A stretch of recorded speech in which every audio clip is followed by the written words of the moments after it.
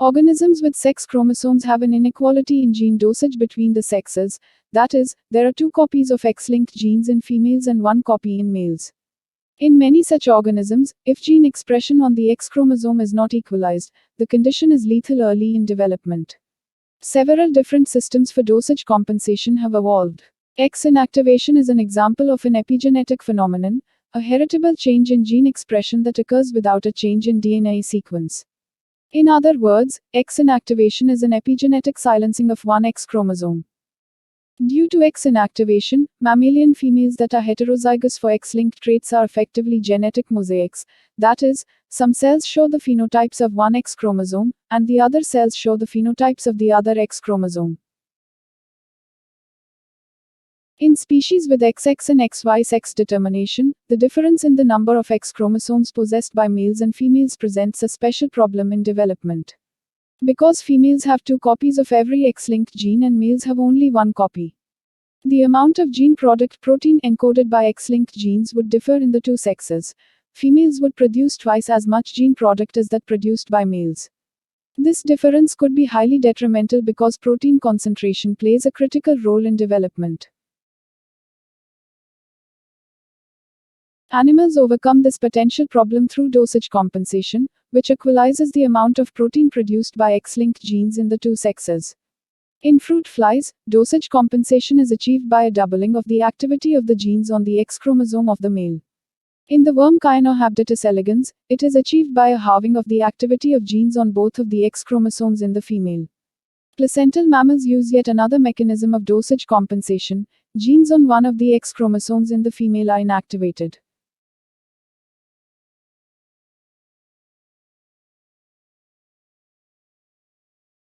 In 1949, Mariba observed condensed, darkly staining bodies in the nuclei of cells from female cats.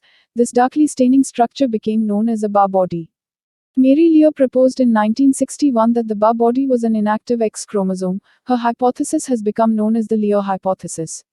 She suggested that, within each female cell, one of the two X chromosomes becomes inactive. Which X chromosome is inactivated is random. If a cell contains more than two X chromosomes, all but one of them are inactivated.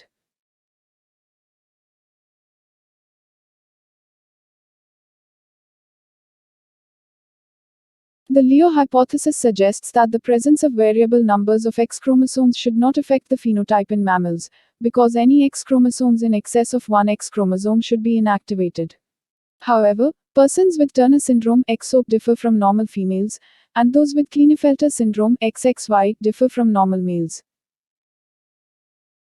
X inactivation occurs at about the 16th day after fertilization in humans, when the developing embryo is composed of about 500 to 1000 cells. After a X chromosome has become inactive in a cell, it remains inactive and is inactive in all somatic cells that descend from the cell. Thus, neighboring cells tend to have the same X chromosome inactivated, producing a patchy patent mosaic for the expression of an X-linked characteristic in heterozygous females. This patchy distribution can be seen in calico cats. Although many genes contribute to coat color and pattern in domestic cats, a single X-linked locus determines the presence of orange color. There are two possible alleles at this locus, X+, which produces non-orange, usually black fur, and XO, which produces orange fur. Males are hemizygous and thus may be black X plus Y, or orange XY but not black and orange. Rare tortoiseshell males can arise from the presence of two X chromosomes, X plus XY. Females may be black X plus orange XOXO, or tortoiseshell X plus XO, the tortoiseshell pattern arising from a patchy mixture of black and orange fur. Each orange patch is a clone of cells derived from an original cell in which the black allele is inactivated, and each black patch is a clone of cells derived from an original cell in which the orange allele is inactivated. As a result of X inactivation, females are functionally hemizygous at the cellular level for X-linked genes. In females that are heterozygous at an X-linked locus, approximately 50% of the cells will express one allele and 50% will express the other allele. Thus, in heterozygous females, proteins encoded by both alleles are produced, although not within the same cell. This functional hemizygosity means that cells in females are not identical with respect to the expression of the genes on the X chromosome. Random inactivation of X chromosomes requires two steps. In the first step, the cell assesses, or counts, how many X chromosomes are present. In the second step, one X chromosome is selected to become the active X chromosome and all others are silenced. A key region on each X chromosome called the X inactivation center, XIC in humans, is involved in the chromosome counting mechanism.